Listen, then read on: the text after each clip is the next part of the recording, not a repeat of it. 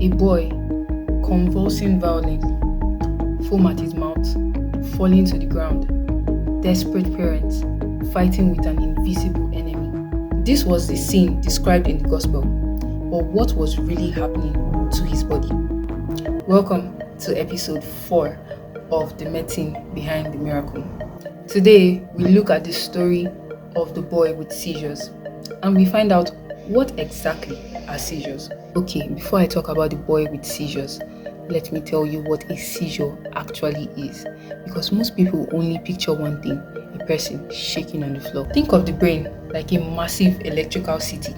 Every thought, memory, movement, and emotion is powered by tiny electrical impulses, perfectly timed and perfectly coordinated. Now imagine, suddenly, there is a power surge. Not a blackout, not the power going off, a surge.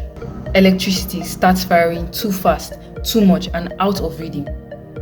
That is a seizure. A seizure is not a disease, it's an event, a moment where the brain's electrical system goes completely off beat. Now here's where people get a bit confused. One seizure does not equal epilepsy. Epilepsy is when the brain has a tendency, a habit, of having repeated unprovoked seizures. Think of it like this: if a seizure is a power surge, then epilepsy is a faulty circuit breaker. Now here's the part that blows people's minds away. Not all seizures involve shaking. Some seizures are loud, some are quiet, some last minutes, and some last just for seconds.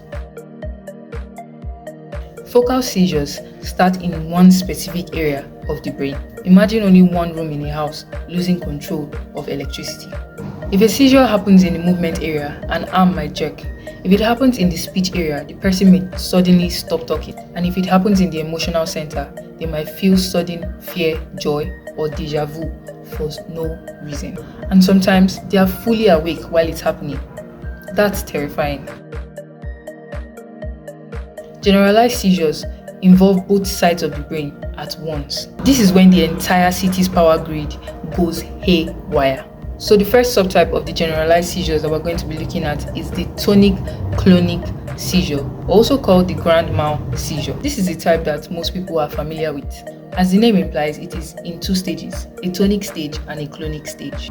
The tonic stage is characterized by tonic contractions of muscles, causing the body to stiffen. These spasms cause twisting of facial features, flexion of arms, and extension of lower limb. After the tonic stage comes the clonic stage, and the clonic stage is characterized by violent and jerky movements of the limbs and the face. This is due to alternate severe contraction and relaxation of muscles. So the next subtype we're going to look at is the absence seizure, also called petit mal seizure. These are a bit sneaky.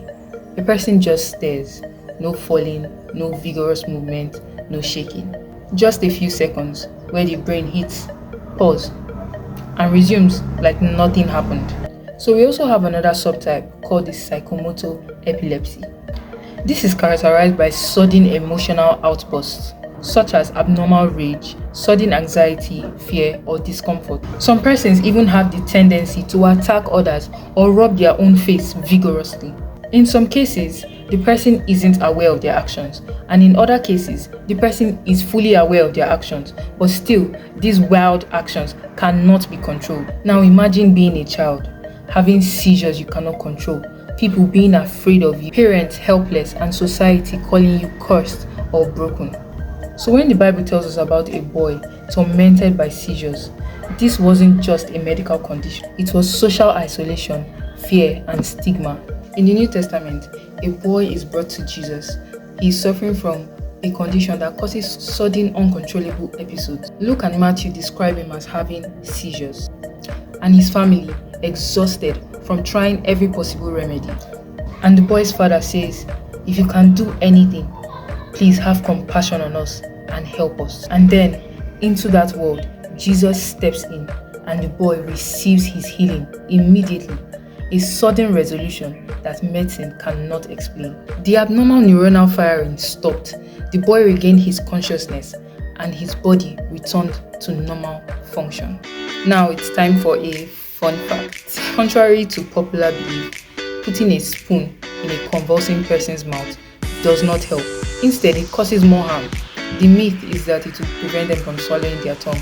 But the truth is that it is anatomically impossible to swallow your own tongue. And the reality is that forcing objects into the mouth can break teeth, cause jaw fracture, tear the mouth or throat, block airways, and even lead to choking. Here's what you should do instead if you see a convulsing person. The first step is to stay calm, then lay the person on their side.